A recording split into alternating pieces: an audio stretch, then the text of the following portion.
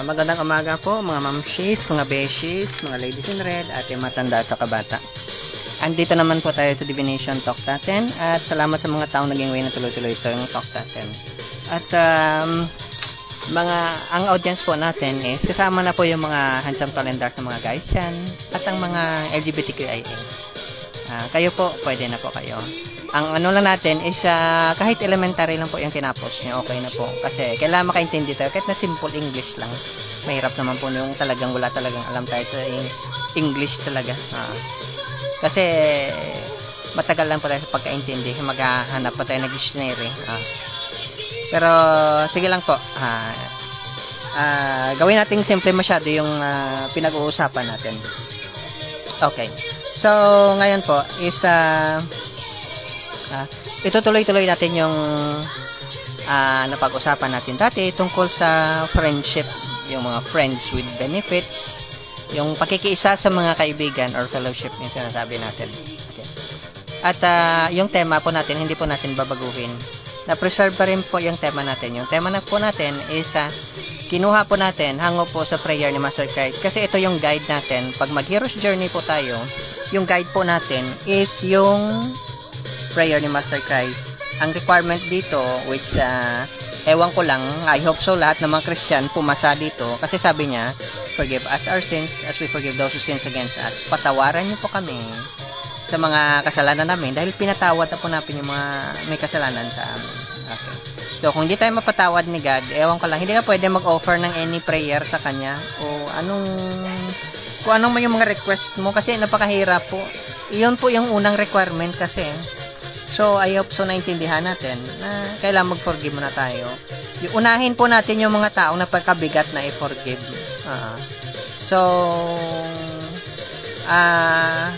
Kung hindi po natin magawa yan, huwag na muna tayo mag-practice mag-pray.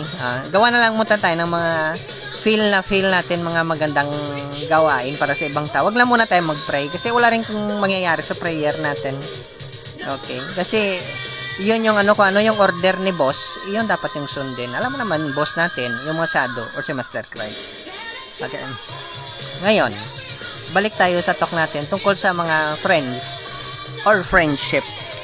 Kasi bago kayo magkaroon ng steady na relationship, yung mga magsyota, sabi na sa Tagalog, magnobya na steady, friendship po yan with benefits. Yan po yan. Kasi may pinagbibigyan nila yung bawat isa sa kanila na mag-engage sa coitus na tinatawag. Pero yung pinaka-importante po dyan yung friendship na hindi na-develop ng maayos. Alam mo yung iba, after ilang lang is ayaw nila talaga ng totoong friendship. Yung sa kanila lang is yung may benefits ka lang kasi yun na ngayon importante. Pag customer ka, dapat malaki yung benefits mo. Okay. So, ngayon, eto po. Balik tayo sa usapang friendship. Sa usapang friendship po, ay may mga bagay po na kailangan nating anuhin ng maayos, i-analyze or iisipin or ano pa yung tawag natin dyan. Ang importante po is alam natin na yung pinagagawa natin is talagang tama. Kasi kung hindi, malamang baka pumasok tayo sa isang butas na hindi na tayo makalabas. Okay. So ngayon, ang dito is ang friendship pala is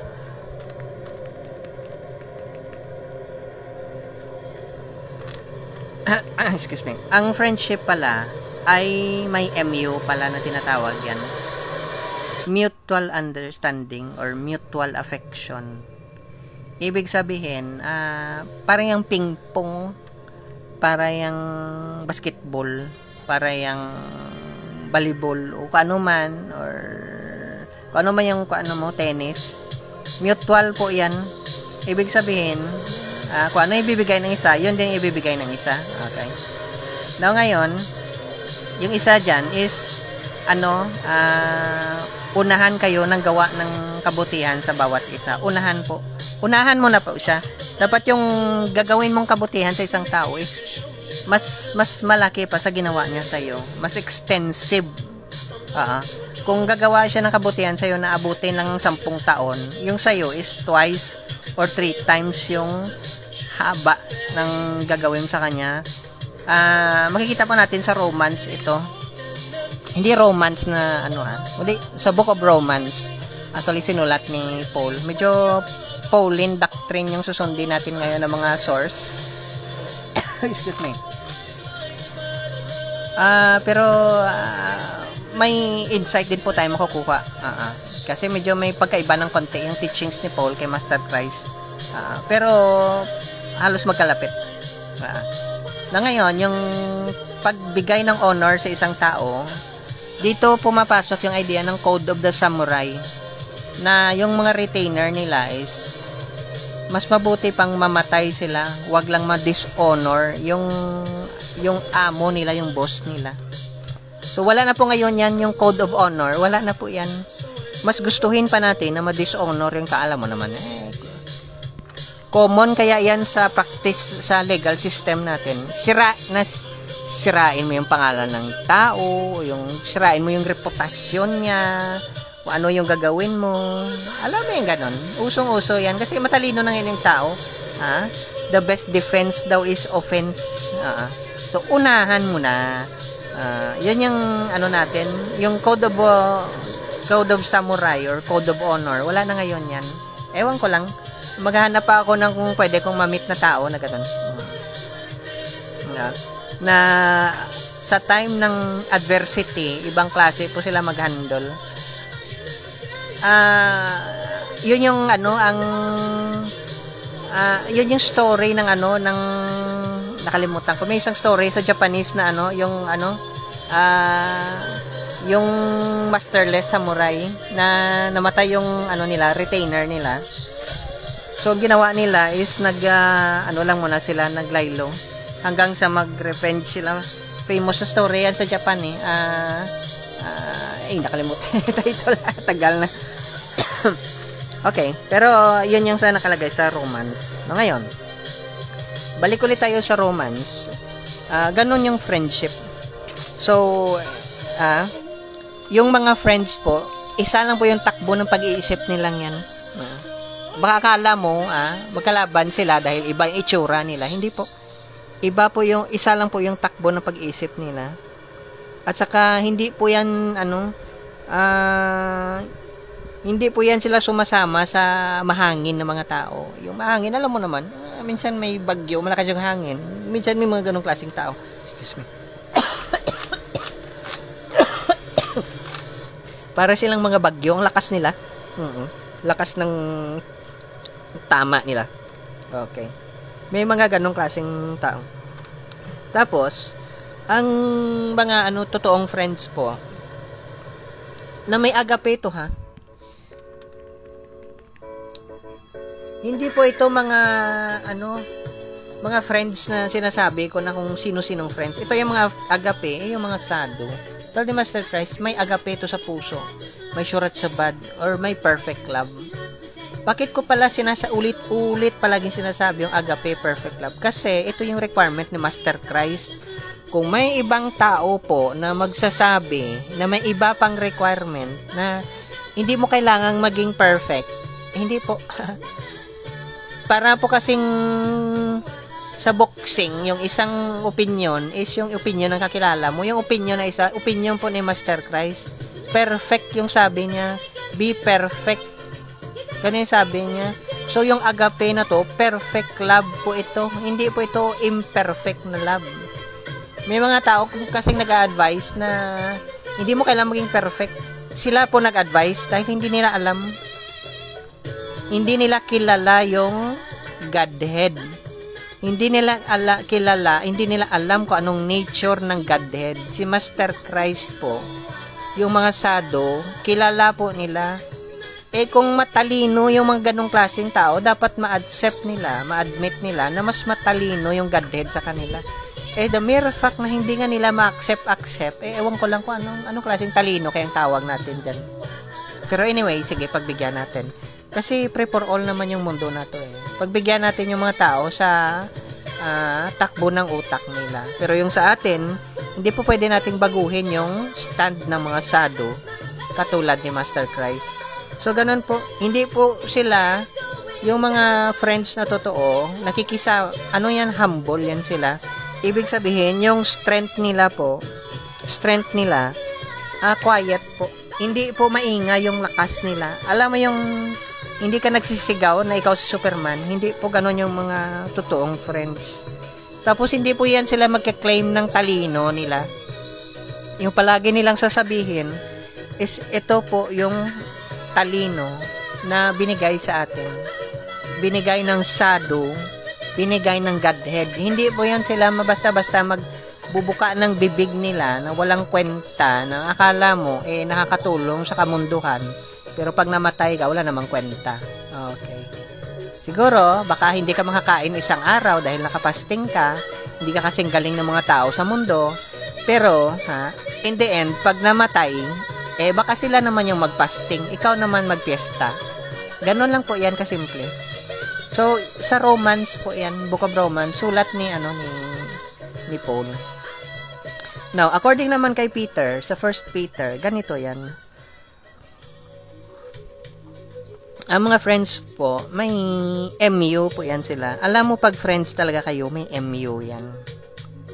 Same yung pag-iisip nyo, same yung concern nyo, same yung level ng pagmamahal nyo. May TLC po yan, tender, loving care. Okay. At saka, ano yan sila, humble. Parang, hindi po sila aggressive na tipo. Humble sila. Alam mo yung, parang, alam mo yung kagagaling lang sa misyon. Yung mga, alam mo yung pag sa special forces, kagagaling mo lang sa misyon, nag-iingat ka. Ayaw mong ilabas nga yung yung sungay mo. Dahil alam mo, wala namang maitutulong talaga sa'yo. Kasi sa gera, random yung mangyayari dyan. Kahit magaling ka pa, minsan tamaan ka. So, ganun yan. Hindi nila ilalabas talaga yung yung kaya nilang gawin. So, ganon yan. Parang, nakalimutan ko yan. Parang, yung sa Kaspersky. Or, alam mo yung trabaho ng mga, pangit kasi yung word ng hackers eh. Sabihin natin mga crackers sila. Ganon yan. Or kung mga white hat. Okay. Or gray hat. So, hindi sila katulad sa iba na, alam mo,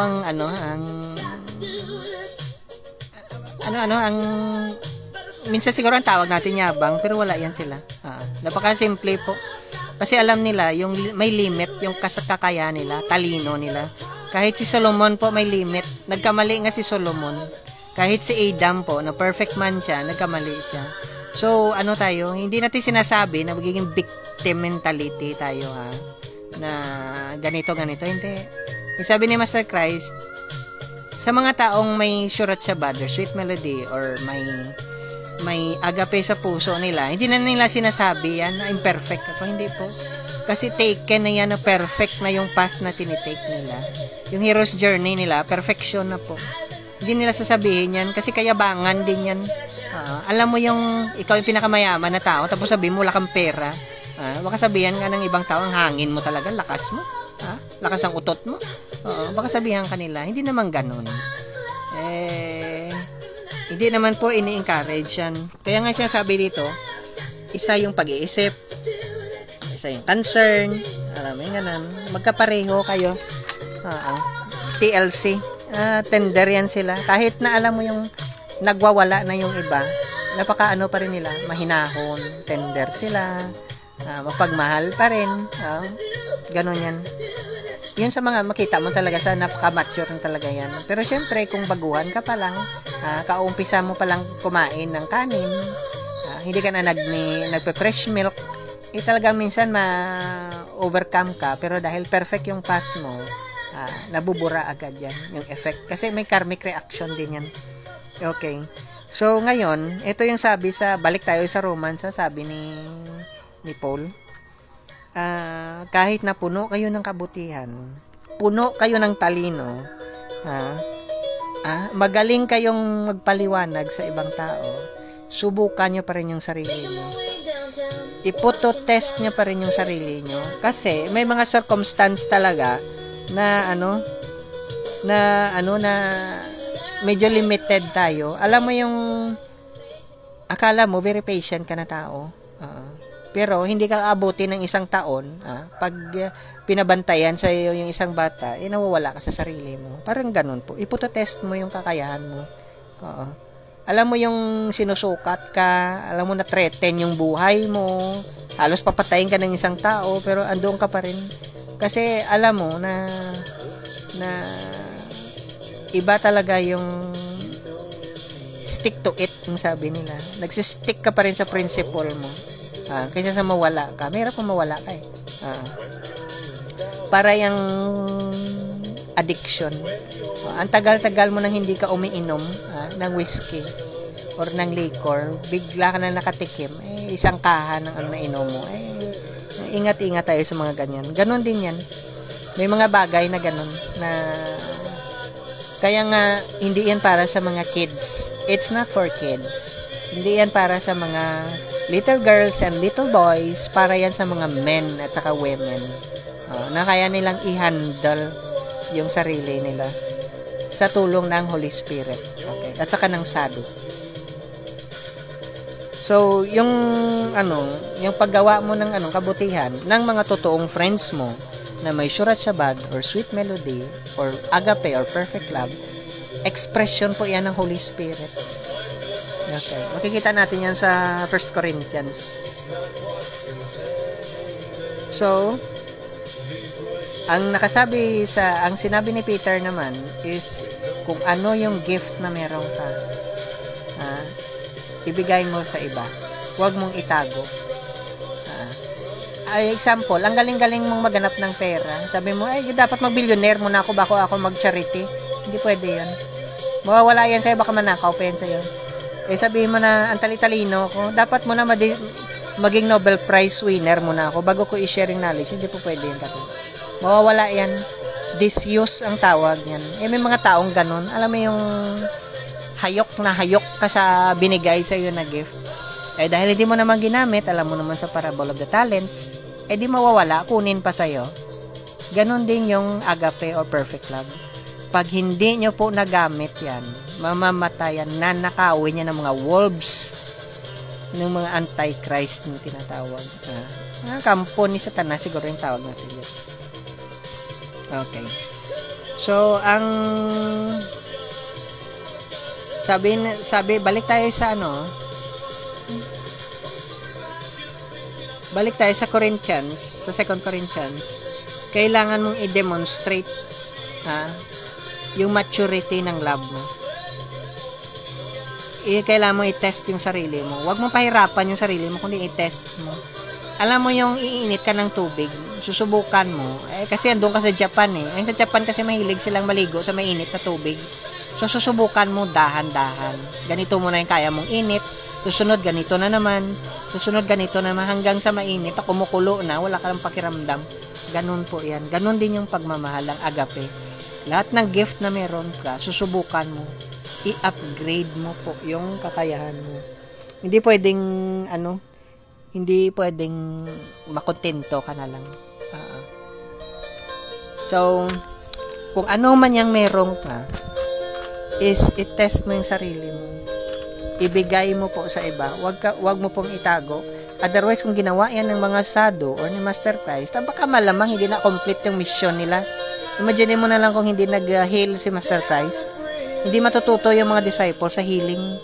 Yung mga taong naniniwala sa sado, katulad ni Master Christ, hindi yan marunong mag-heal kung hindi dinemonstrate ni Master Christ. Kung hindi yan dinemonstrate yung power ng Holy Spirit, hindi makakaroon ng Holy Spirit yung iba. Ganon din yan. Kaya nga yun yung function ng sadhu, prophet, messenger, guru, acharya, at saka mystic mentor. Mag-demonstrate talaga sila. Hindi para sa mga students nila, hindi para i-upgrade yung pagmamahal nila. Alam mo yung pagmamahal mo is isang buwan lang yung kaya mo. Isang taon lang yung kaya mo. Ha? Kailangan mong i-upgrade yung pagmamahal mo sa hanggang mamatay ka po. Wala akong limit. May mga ibang tao ganun. Di sabi ng ibang tao, ay parang ayaw ko na yata sa'yo. Ha? Ano na lang, magsarili ka na lang, mag-separate na lang tayo. Hanggang dito na yung pagmamahal. Hindi po pagmamahal yan. Practice lang po yung ginagawa nyo. Kasi hindi na-satisfy yung benefits na gusto ina-expect nyo. Yung friendship po, yung love po, wala po yan. Perfect nga yan eh. Wala siyang hahanapin sa'yo kasi perfect siya. Hindi kanya kailangan. Perfect siya. Yung agape, perfect love, hindi kanya kailangan. Kaya lang, dahil perfect siya, kailangan niyang gamitin yung agape na yan. Kasi hindi rin siya makomplete kung hindi, or ma-perfect kung hindi niya gagamitin. Ganun po yan. Yan hindi naintindihan ng iba. Na yung perfect love po, hindi kanya kailangan. Ang kailangan niya lang Godhead at saka yung sado. Katulad ni Master Christ. Pero dahil perfect siya, kailangan niyang ilabas. Parang kumain ka, pasensya sa kumakain dyan, tumae ka, kailangan mong ilabas, umingi ka. Kating-kate ka na, kamutin mo. Ganun yun. So, ganun yung perfect love. Hindi mo yan hindi mo siya ma-restrain. Hindi mo siya maposas. Hindi mo siya mapigilan. Kasi ganun yung nature niya. So, ngayon, ito may isang topic tayo na later on, i-explain natin. Sabi ni Paul sa 2 Corinthians, yung greetings po ng mga totoong friends is halik. Isa dyan halik sa pisngi, halik sa paa. Si Mary Magdalene humalik sa paa. Si Judas humalik sa pisngi. Yung iba humalik din sa pisngi. Nakalimutan ko sino. Si Samuel yata humalik din sa pisngi. At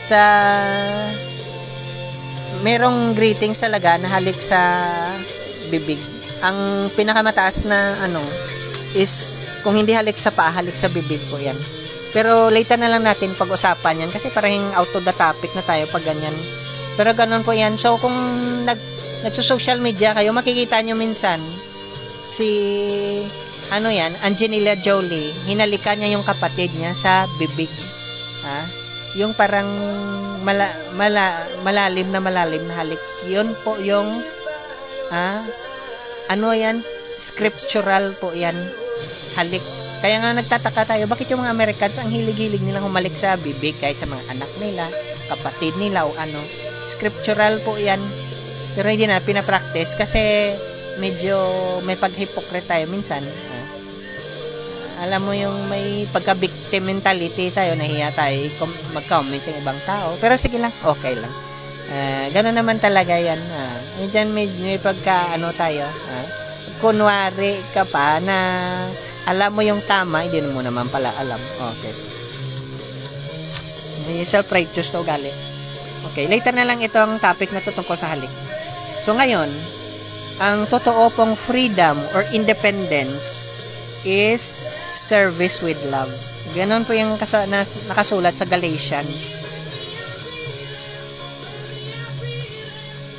So, kasi ang point dyan is kinikerry mo yung burden ng iba. Pinapasan mo yung burden ng iba. Ano ibig sabihin ng pinapasan mo yung burden ng iba? Pinapasan mo yung problema nila. Hindi po. Ang ibig sabihin yan is pinapakita mo sa kanila kung ano yung magaan. Ganon yun. Kaya nga sabi ni Master Christ, which siya yung model natin, is lumapit kayo sa akin kasi yung burden ko is magaan. Ganon po yan. Ganon yung model natin. Pinapagaan natin yung buhay ng iba. Hindi natin sila in-encourage sa victim mentality.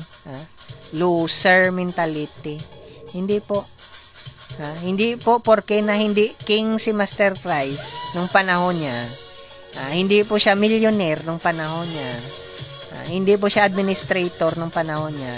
Loser siya. Hindi po. Iba po, hindi po naintindihan ng iba na yung greediness at saka yung fear hindi po yan part ng agape or perfect love. Ngayon, ang nakasabi naman sa Ephesians po, ang mga friends mo po, ganito yung ugali. Kind sila, tender sila, compassionate sila, gracious sila sa'yo. Sa bawat isa. Kasi ang example dyan is naging mabait yung Godhead kay Master Christ. Yung Godhead po, mabait sa mga sadhu yan. Katulad ni Master Christ. Mga guru, acharya, mystic mentor. Mga righteous na tao. Gracious po yung Godhead sa kanila. Yung mga prophet, messenger, gracious po sa kanila. Ganon din po kung ano yung binigay sa atin. Yan din yung ibibigay po natin sa kanila. Yung kasabihan na libreng binigay sa'yo, libre mo ring ibibigay sa iba. Pero ngayon, hindi pwede. Walang libre. Ayun. Saan ka daw makikita ng libre ngayon? Wala. Hindi nila nakikita yung hangin, yung araw, yung tubig. Alam mo yung ganon? Yung araw at sa gagabi. Hindi na nakikita.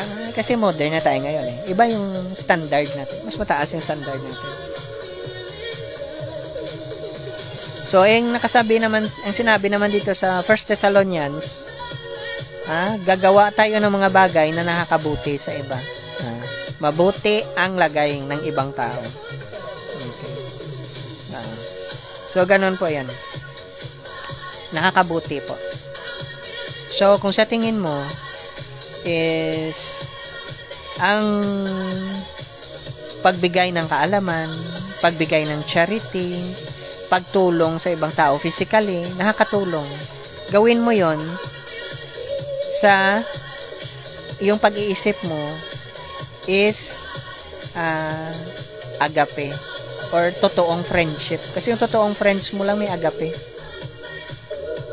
So, sa Philippians, ganun din yung sinasabi. Yung nakakabuti, yung interest ng ibang tao. So, ngayon, balik tayo sa confession na sinabi ni James. Once na mag-confess yung isang tao sa'yo, aminin, automatic yung forgiveness dyan. Ora mismo. Tapos, i-pray nyo yung bawat isa. Ibig sabihin, mag-pronounce kayo ng blessing sa bawat isa. Na sana, dahil sa pagmamahal din sa agape, hindi ka na maging victim mentality. Hindi maging mababa na uri yung pag-iisip mo. Yung nangyari minsan, nagka-curse pa yung bawat isa eh. Alam mo yung ganun. Huwag kang magpa-utang daw eh. Mahirap may utang ngayon. Okay. So ngayon, ito yung isa na kayo mga mamshi, beshes, ladies and red, dati matanda sa kabata, na sana po, mga handsome, tall, and dark na guys, may itim at sa mga LGBTQA, ang advice sa 2 Corinthians, dapat, hindi kayo incongruous na magkasama ng isang tao. Ibig sabihin, dapat magkatugma yung takbo ng isipan nyo. Isa lang yung ideals nyo. Para kayong birds of the same flock, feather together. Ganun po kayo. Isa yung principle nyo. Isa yung ideals nyo. Sadhu, yung Godhead, agape, perfect love, or Surat Sabad, or sweet melody. Isali nyo na lang si melody. Ganun po yung basihan natin. Kasi kung hindi po, masisira yung relationship nyo, mababreak yung relationship nyo. Ang reason na may nagbe-break yung mga families is incongruous actually sila. Ang bata pa nila. Puro benefits yung naiisip nila. Hindi friendship yung naisip nila. Yung isa friendship, yung isa benefits. O dalawa sila, puro benefits na lang. So parang hindi siya makabenefit, maghanap siya ng ibang benefits. Okay. So, sa isang tao na friendship yung focus niya,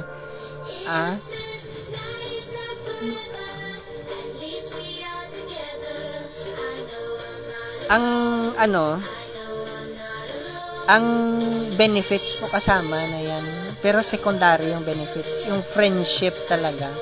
Kasi yung totoong benefits yan, makukuha mo pa at the end of your life. Pag namatay ka, yun yung totoong benefits na pwedeng mo makuha. Hindi po yung benefits ngayon. Napaka-limited po. Hindi ka nga pwedeng magkwento sa araw-araw, every hour, hindi pwede. Hindi ka pwedeng kumain araw-araw, every hour, hindi po mamamatay ka. Kaya nga yung benefits is, ang pinaka-concentration ng benefits nyo, focus, is sa next life pa po. Pag bumalik na kayo sa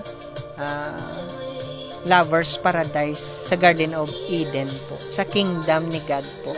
Yan. Yung ngayon po, ang pinaka-emphasis po is friendship po talaga.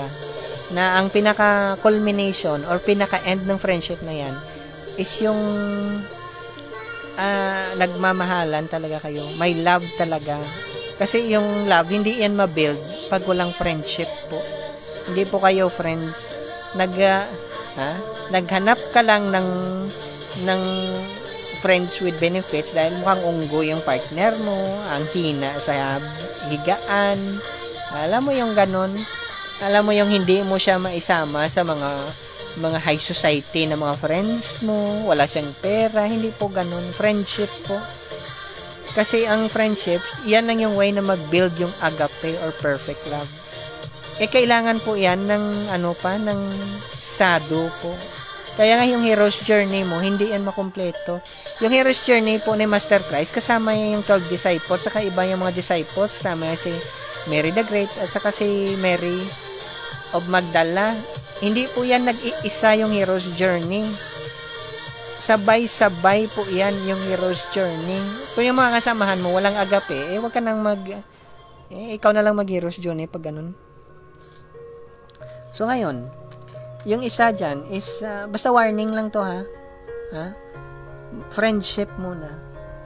Based sa agape.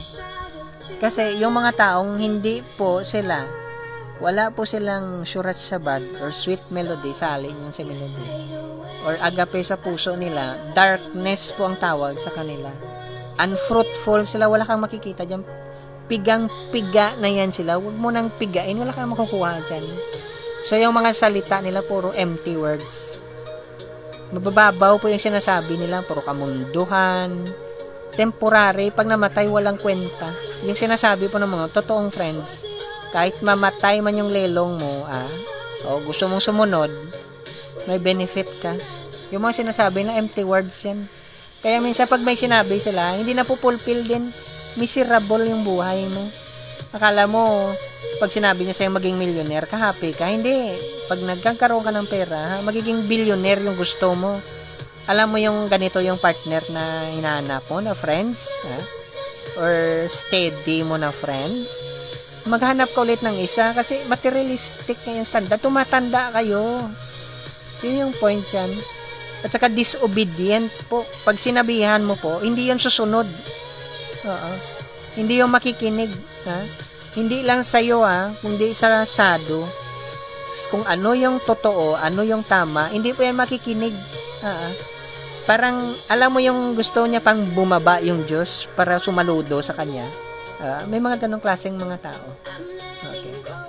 So ngayon, ang manotice mo sa kanila po, mga mamshi basically, di sila dati matanda sa kabataan, sa tall and dark na guys yan, mga LGBTQIA, unchaste po yan sila or unclean. Kaya nga nagkakalat yung sakit. Kasi marurumi yan sila. Hindi lang sa pag-iisip, kundi marurumi talaga sa katawan. Hindi naman natin binibigyan ng sobrang emphasis yung katawan. Pero alam mo yung maligo naman kayo kung kailangan magkoitus kayo. Parang ganun. Kung mag-engage kayo sa sexual activities, maglinis-linis naman kayo. Wag naman yung isang linggo hindi ka pa nakaligo, parang ganon. At saka napaka-greedy po nila. Parang gusto nila porneia, may material things in return. Ganon po yan sila. Greedy, mga idolaters. Mas gusto pa nila na, alam mo yung mahal mo sila, may bago namang sasakyan, may bago na namang gamit, may bago na namang bahay, alam mo yung ganon, magta-travel na naman kayo. Hindi po yan. Hindi po. Kasi yung beauty po ng next life, ng Lover's Paradise, yung Garden of Eden po, walang katulad sa mundo natin. Hindi po yan habol ng mga talaga, mga totoong friends. Ito, temporary lang yan. Kumbaga sa pinatikim ka lang, hindi yan yung katotohanan. So, ang sinasabi dito, sa Ephesians, i-expose mo yung ganun. Ilabas mo. I-expose mo ba siya? Huwag mong itago. At saka, pag yung tao, isang tao, mahilig magtago, may shame secret yan siya. Huwag kayong makipag-friends sa mga ganong klaseng tao. Ingatan nyo. Dahil patong-patong yan. Kung yung pagmamahal, pag ginamit mo patong-patong, yung dark secrets po, pag ginamit po yan, patong-patong din yan. Alam mo yung sa sobrang gamit mo na maskara, hindi mo na alam kung itsura mo pa yung tinitingnan mo sa salamin o maskara. Alam mo yung ganun? Nalilito ka na. Tapos ganun din yan. Ang mga taong very shameful po, ang daming secrets niyan. Pero tingnan mo yung mga taong wala masyadong secrets. Hindi sila masyado shameful. Acceptable. Kahit na itsura ng katawan nila, accept nila. So, yan lang po mga kaibigan natin. Mga mamshi, beshi, ladies na reta, matanda at saka bata. Handsome, tall, and dark na guys yan. At saka mga mga LGBTQA. I hope so may napulot kayo. Salamat sa time nyo at dadagan pa natin yung susunod. Baka matakol natin yung concept ng kiss sa susunod na talk. Thank you po at sana sa mabuti lang tayo. Bye-bye.